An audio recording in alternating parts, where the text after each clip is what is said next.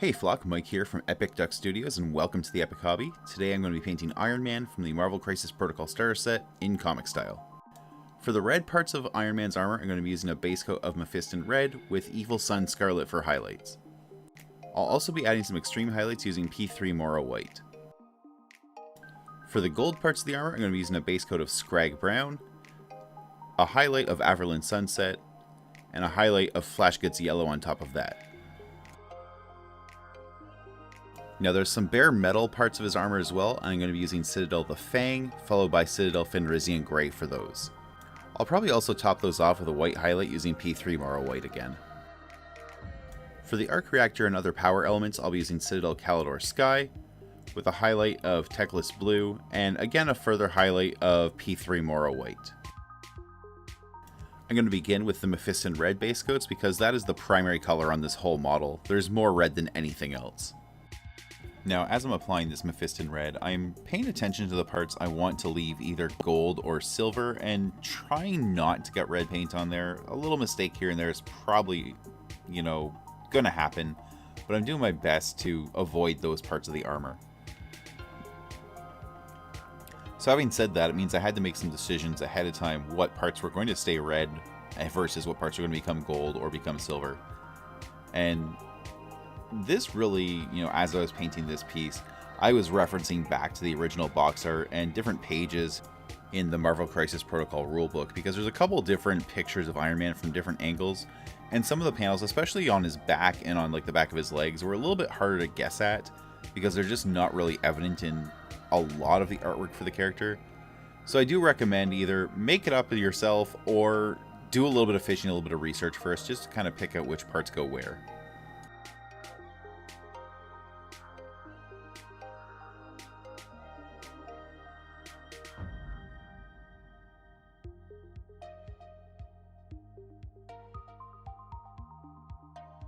Alright, so that's the red wrapped up. Now I'm going to lay down some Scrag Brown on the gold details. That's just going to be a few small parts. There's these two little inlays in the chest, and of course his helmet is a really obvious one, and a couple small spots around the shoulders and the tops of the thighs.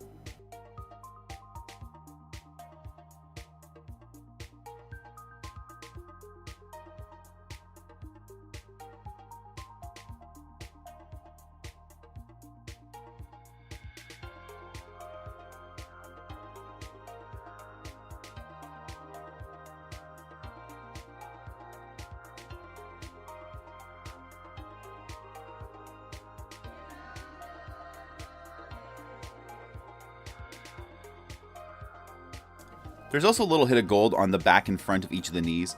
This is really based on the official paint job done by Atomic Mass Games, and of course, you're free to do whatever you want with this model. You can make these steel, you can make them red, it doesn't really matter. Just break up the colors a little bit. You just don't want them red from head to toe. You kind of want just some variation somewhere, but which panels are which is really up to you.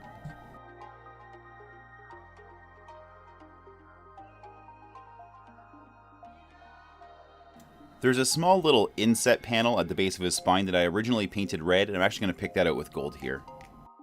So with the gold base coats down, I start working on steel. Now, I show you guys the Fang here. I end up not using it because I found it just be a little bit too dark, so I'm actually using Fenrisian Grey, but I unfortunately didn't capture a clip of that paint pot, so you'll just have to see it in your head. Now, at this point, I'm basically just doing a paint by numbers. Every single thing that's going to get this color are the elements that just aren't painted yet. Now, you could avoid things like the Arc Reactor in the middle of his chest, but this also works as a base coat for that, too. Basically, though, I'm looking at a few small areas on the upper thighs, upper arms, and that's about it. Now I'm flipping over to work on the Arc Reactor, so I'm going to be using Teclis Blue and Morrow White. I'm actually going to lay the Morrow White down first to build up a nice bright color to work from.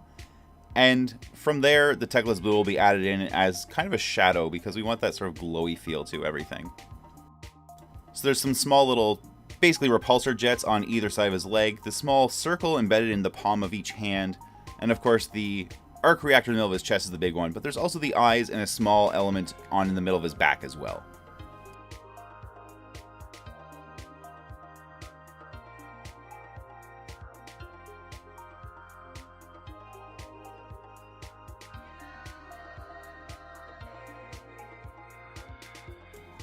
So all that white is down, and now I'm going to switch over to the Techless Blue. And what I'm doing here is I'm basically adding it as an outline to each of these areas. So I'm using it the way I would normally use a black ink in comic style to create, definition to the shape.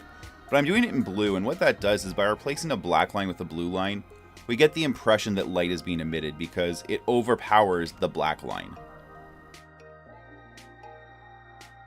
Now the arc reactor itself is the most prominent detail I'm using this color on, and it's got sort of a bit of an inset bevel, so I'm going to be using the blue to kind of line that inner edge between, the inner sort of circular area and that inset bevel, and then again the outer edge of the bevel.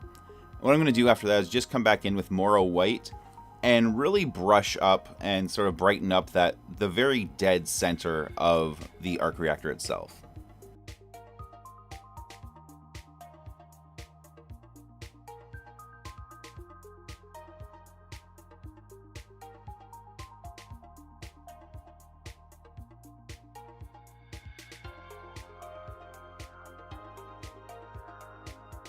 So yeah, here I'm coming back in now with Moro White and just adding some really bright points to the blue glow.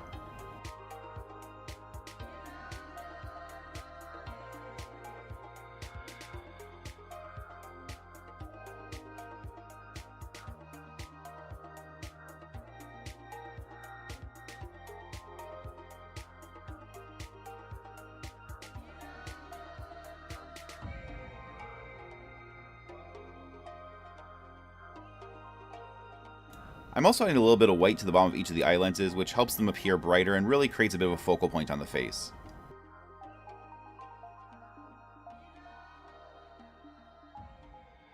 A little hit of white in the repulsor on the hand helps it feel powered up and makes it a little more of an obvious threat. Alright, now I'm busting out the Evil Sunz Scarlet. I'm going to start laying out some red highlights. Now with a lot of my comic style paintings, there tends to be a fairly significant jump in value between base coats and highlights, and they tend to be very high impact. In this case, the jump from Mephiston Red to Evil Sunz Scarlet is a little more subtle, and we're just kind of using this as a map to build up future highlights. It's a very important transition, but it just doesn't have that immediate punch that a lot of my other work tends to. So you might notice that just this video here, you're actually not seeing a whole lot change. It kind of changes the overall feel of the model, but the individual bits and pieces themselves, it's not a really, noticeable stark transition. But what I'm doing with these highlights is focusing them towards the top of the model and using them to kind of build a bit of a gradient across each of the armor panels, because Iron Man's armor is broken up into a lot of different small panels. And that's really just justified by all the little panel lines that are etched into it. And so I'm doing is keeping the highlight kind of towards the top side of each panel line, and then it's sort of juxtaposed by the darker red on the next panel above it. And that gives you this sort of, light, dark, light, dark. We're kind of aiming for a bit of sort of like a checkerboard style gradient across his whole armor. And that's how we get the feel of metallics from what is completely non-metallic paint.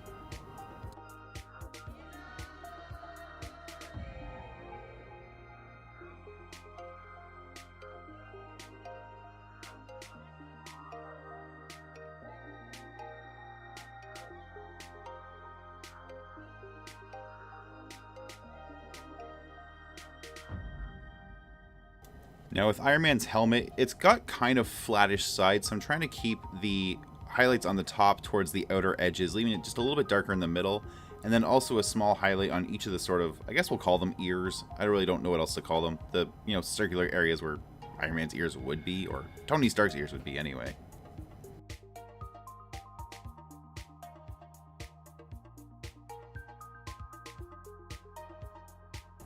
So now I'm going to start building up additional highlights on top of that. What I'm going to start with first is some P3 Moro White mixed into the Evil Sunz Scarlet to give us just a very light, kind of a pinkish red color. And I'm going to be using this just to tightly focus the highlights that are already there. After this, we're going to come in with a little bit of very, very pure white, P3 Moro White, and just do very sharp points of bright white. So you can see this is kind of becoming a combination of traditional edge highlighting and some kind of corner focus where I'm bringing that bright point to where there's a sharp crease in the armor. And that gives us a point to kind of reflect some light from and start to build that alternating sort of checkerboard pattern with the highlights.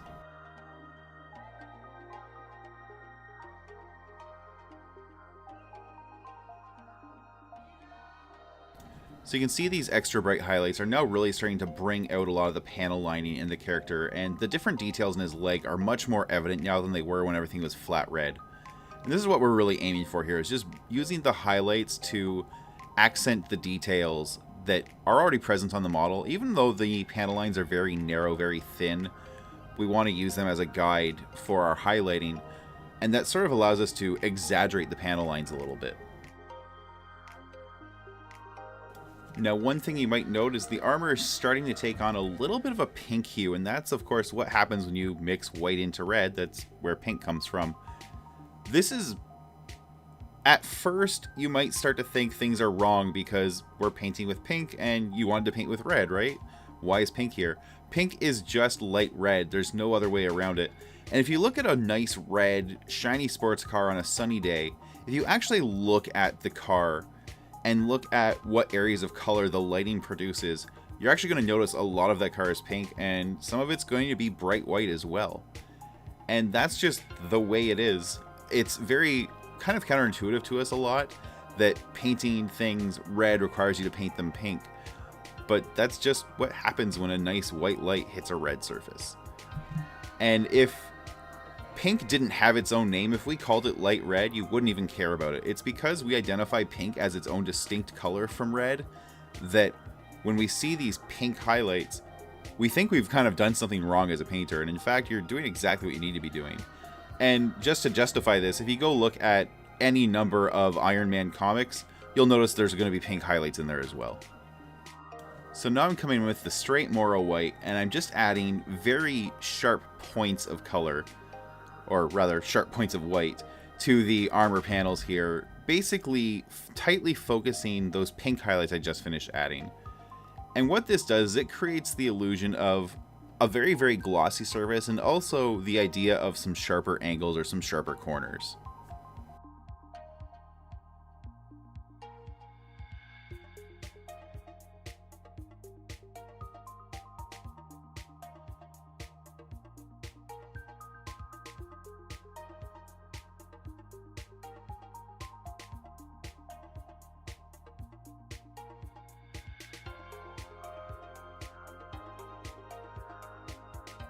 Now on some of these more flattish surfaces near the top of the models, like the top of the head, the shoulders, and kind of even the upper arms as well, they're kind of cylinderish shapes, and what we want to do is use a little bit of a scribble of the white kind of across the surface to give the idea of some light scattering and the fact that that surface is facing into our light source.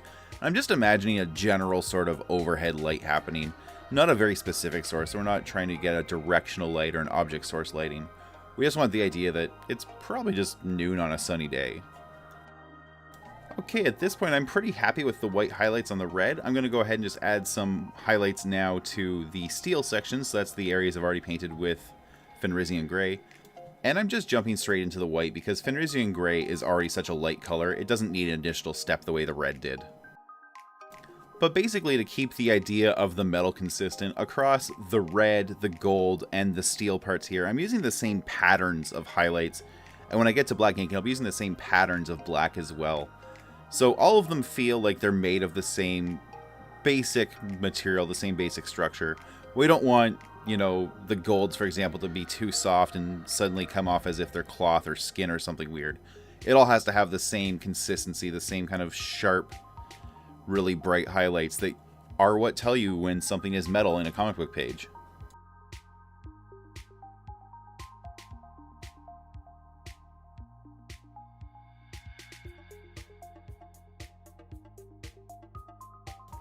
Now I'm going to start building up the highlights on the gold. I'm going to begin with Averland Sunset, and then we're going to work into white, followed by yellow. And that might seem counterintuitive that, usually yellow is the last step. We're going to do the yellow last because yellow paints tend to be very, very thin. And by putting the white in first, we get a nice bright punch that we can then build the yellow on top of. So basically we're stealing the brightness from the white and the color from the yellow. We're kind of, by flipping the order there, we can combine the best attributes of both colors. But I am getting a little ahead of myself there. First, I've just got to get down, you know, the first layer of highlights here. And that's just, again, focusing towards the top and sort of forward edge of each of the different little panels here. And there's not a lot of gold panels. Most of them tend to be around the top of the leg. And there's just a little bit of trim around the shoulder, and then, of course, the face.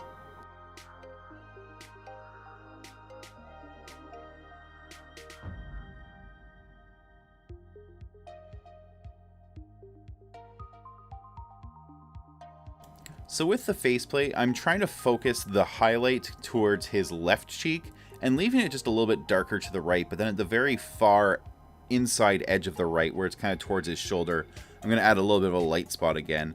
The idea is just that we want these alternating patterns of light and dark that give the impression of lights and shadows beyond the character, right? There's something in the scene casting shadows or creating bright points.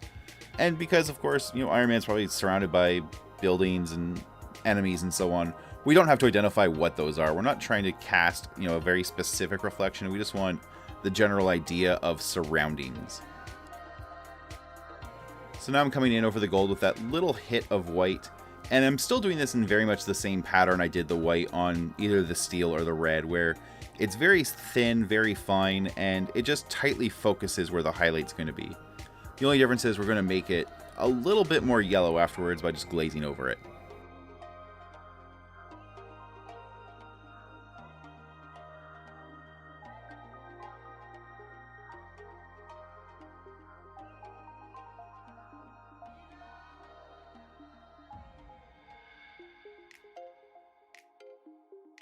So now I'm back to work on the faceplate. What I'm going to do is bring a white highlight from, you know, the top of the left side of the face, basically right down through the eye and all the way down to the chin, and then leave that darker area I was talking about before, and then just hit a little bit more white again, starting from the top of the head on the right side, and kind of coming down the outer edge of the right instead. So I've got this alternating light, dark pattern of, you know, shadows and highlights just happening across the surface.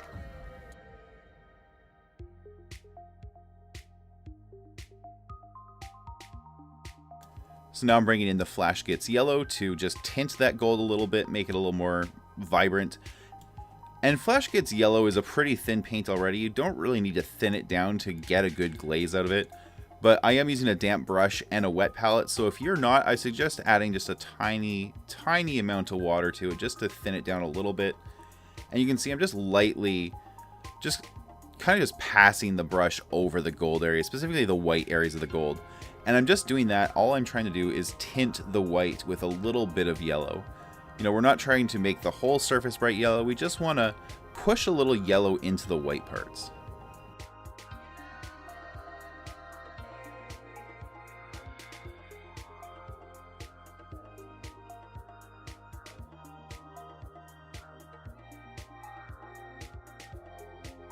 You know, I think Iron Man's faceplate is where this little hit of yellow I'm adding really stands out and really makes it clear that this is a different metallic structure, right? It's not just steel tinted gold, but it's actually gold itself or something similar.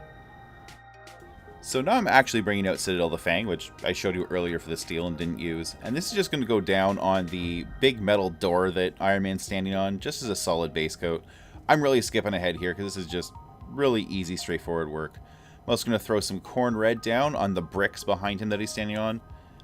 Honestly, this isn't my favorite base. I wish I'd done a little bit more with it, but it's not really the point of this tutorial. So I'm okay with it kind of being less than perfect by the end of this video.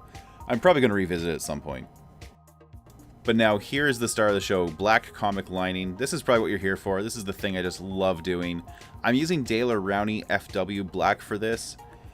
There are some other really great black inks out there. My favorite all-time black ink is Higgins Black Magic, but Liquitex Carbon Black works pretty well, and I've had some students recommend Amsterdam black ink to me. I haven't had a chance to try it myself, but I've used Amsterdam gray ink for some other things and have been very happy with it.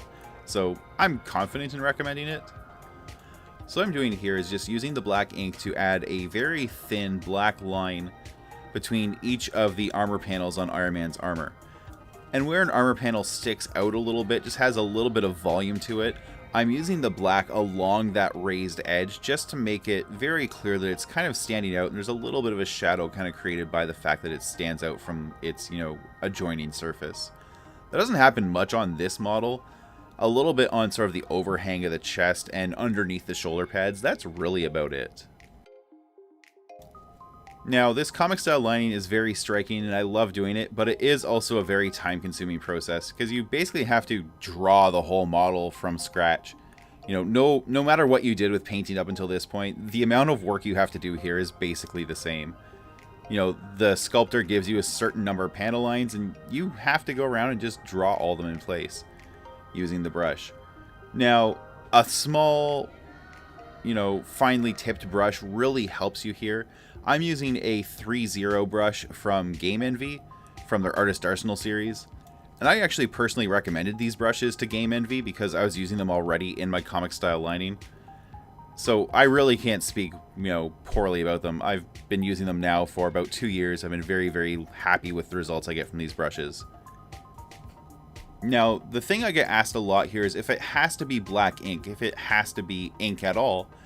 And it doesn't, but if you use black paint, you're going to get a different experience because black ink tends to flow off the brush a lot nicer for a lot longer, whereas paint will dry up on the brush quicker, and paint loses its opacity very quickly on the brush. It starts to, you know, pick up the fluids from the brush, the water and so on, and starts to become translucent. That's how you get really cool things like glazes and, you know, tinting and so on. And that's great when we can get it, but what we want here is perfectly opaque black lines. We want, you know, the last line you paint to be as black as the first line you paint. And if you're using black paint as opposed to black ink, you're going to get a little bit of variance in the amount of pigment being delivered and therefore the kind of intensity of the black. It's also true that a lot of black paint out there, not all of it, but a lot of it isn't truly black, but is instead like a really dark blue or a really dark purple that's just so crammed full of pigment that you don't get a chance to notice those tones. But a true dark black that comes from a black ink can just be a little bit more effective. Now, it is worth noting that most black inks are shiny, they are not matte. And so what you're going to want to do is after you're done the whole model, you're going to want to hit the whole thing with a matte varnish, whether it's Testor's Dull Coat or something similar.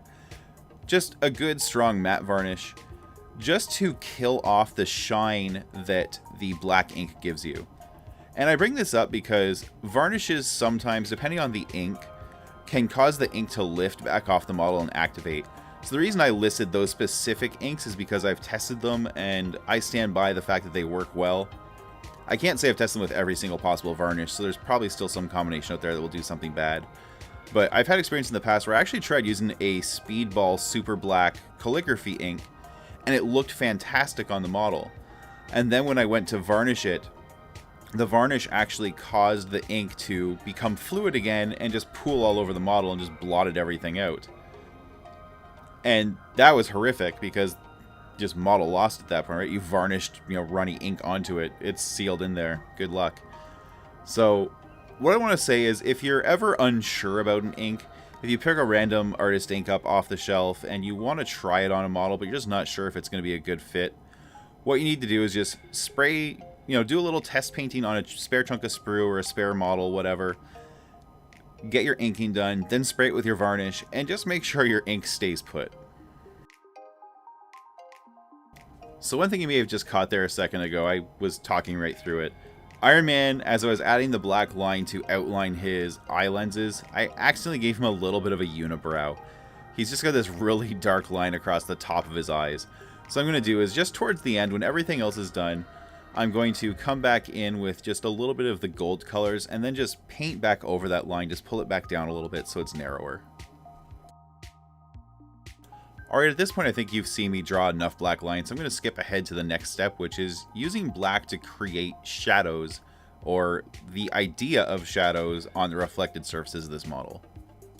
Oh, one quick little thing before we do that is you'll also want to paint a black line between the model and the base.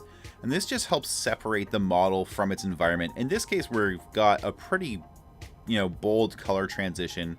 We're looking at red to kind of a grayish blue, so there's not a lot of chance of confusion there. But you still want that black line around the model because we want black lines outlining anything we can about the model to sell the idea that it is drawn in place. Alright, so now I'm starting to add in these, let's call them reflected shadows, just so we have a common term to keep using. I'm going to be adding these reflected shadows into the armor. And what you can see here is I'm adding them into the red surface as sort of a series of scattered lines that form a bit of a solid area of black. But what I'm doing is I'm leaving the red showing all the way around it. So there's some red at the, above it, there's some red below it. And it's meant to counterpoint the adjacent highlights. We've got a very bright area, then a red area, then we're going into a little bit of black, and then red again.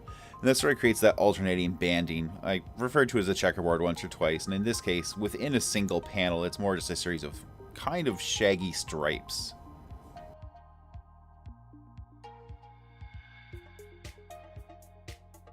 So there's this series of small panels on the belly, and they have a highlight just sitting off to kind of towards Tony Stark's right ribs. And so I'm keeping the black shadow more towards the left side.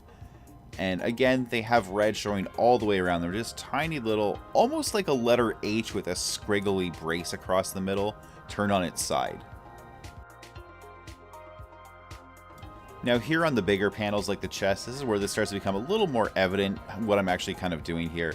And so you can see there, just above the arc reactor, there's basically a line following the curve of the arc reactor, another line following the top of the armor panel, and just a little squiggly joiner between the two. And that, again, creates the idea that something nearby is casting a shadow, and Iron Man's armor is reflecting that back at us.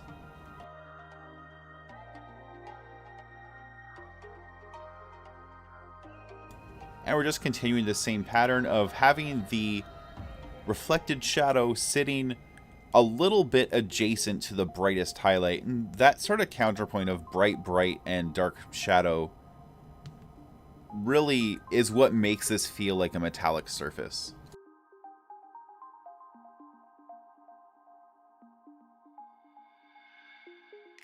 I'm also taking the opportunity to add these same shadows into both the gold and steel areas as well, and they're taking the same pattern where they sit sort of adjacent to the brightest highlights with just a little bit of a, boundary all the way around them to make sure that they never actually connect to the black panel lines. We want, the color of the panel to dominate the outline of that panel, and the shadow is actually a smaller detail within it. So we got, black outline, color, black shadow, color, black outline kind of happening across the surface, with highlights sitting either side, or at least off to one side of that black shadow.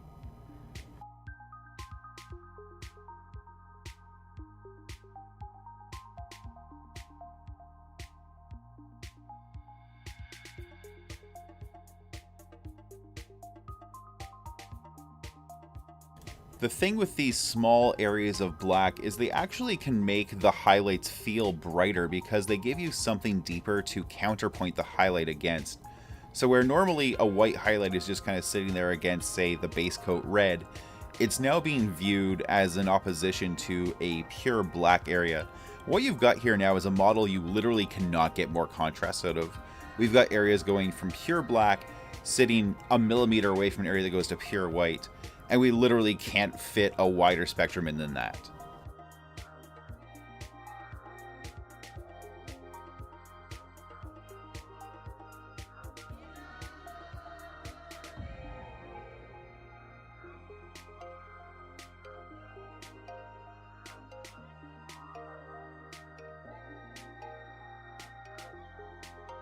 Now, underneath each of Iron Man's arms, I create what I call a filler shadow, and that's basically a shadow that fills in detail that will never be seen because it faces the bottom of the model, but also wraps just a little bit around the model to create the idea of an outline when the model is viewed in profile.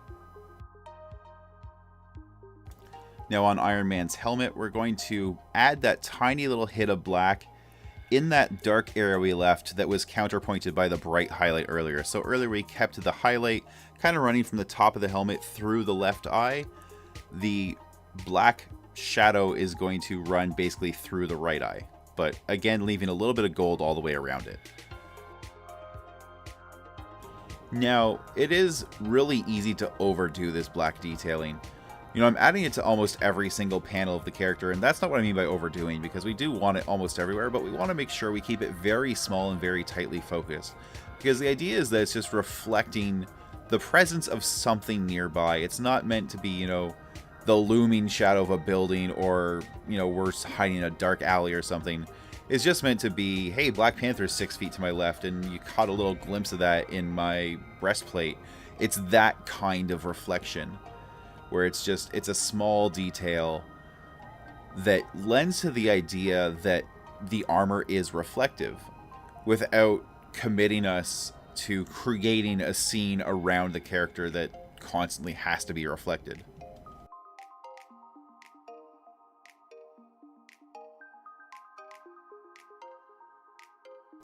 Alright, the black reflected shadow marathon is over. We've made it to the finish line. What's left to do here now is just finishing up the base.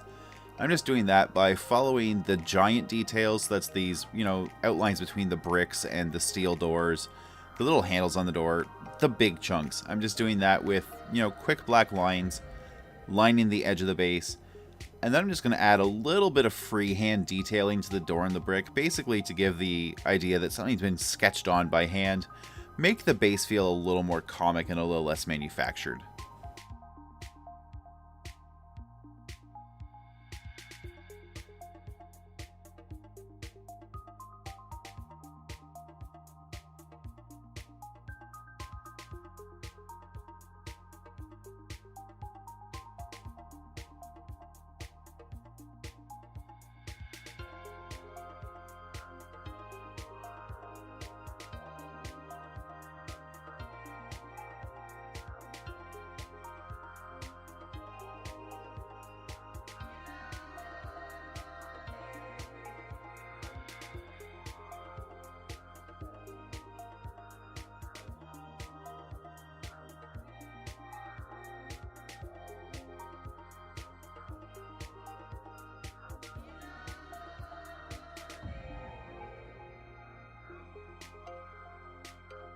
I'm going to add a splash of color to the base rim here, and I'm using Reaper Templar Blue for this.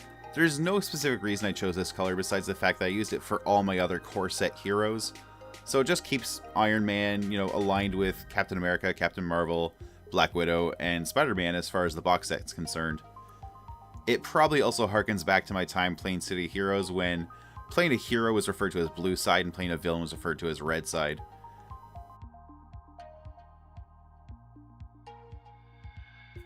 Now, the last thing we have to do is fix Iron Man's terrible unibrow. So I'm just coming back in with my gold base coat color, my Scrag Brown, and just using that to cover up a little bit of that line, basically where it sort of rolled over onto the faceplate, you know, the top sort of part above the eyebrows.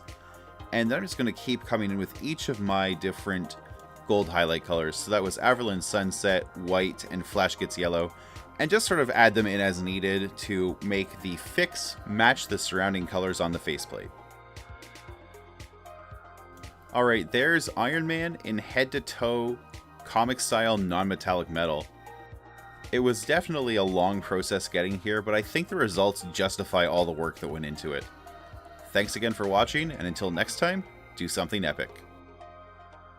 Hey, thanks for watching my video. If you enjoyed that one, please hit like and subscribe, and don't forget to hit the bell so you get notifications when I post new videos in the future. If you want to take your support even further, you can do that at patreon.com/epicduck. Every little bit helps keep the lights on and the paint flowing, puts new models on the table so I can make interesting videos, and most importantly, puts a roof over my family's head and food on the table. You can also join me for live painting shows several times a week at twitch.tv/epicduckstudios. I'd love if you came by and watched the show sometime and followed the channel. I want to give a big thank you to everyone who's supported my content over the years, both past and present. It's been an absolutely wild ride, and I couldn't do this without all the wonderful fans and flockers out there. The hobby community is just an amazing group of people, and you really make this worth doing. So let's just keep on doing this together, making more content, and just being fantastic together for years to come. Thanks again for watching, and until next time, do something epic.